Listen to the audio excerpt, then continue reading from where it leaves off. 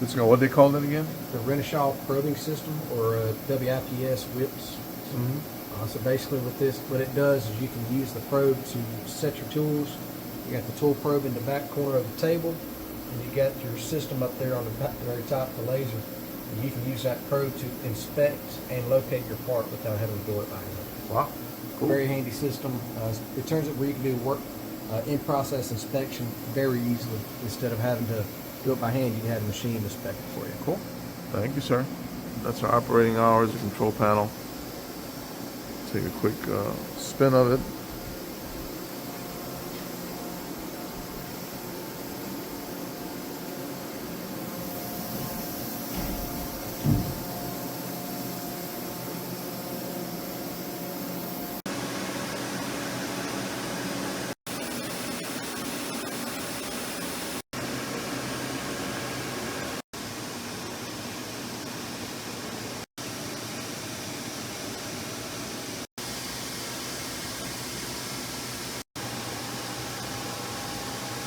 How you doing?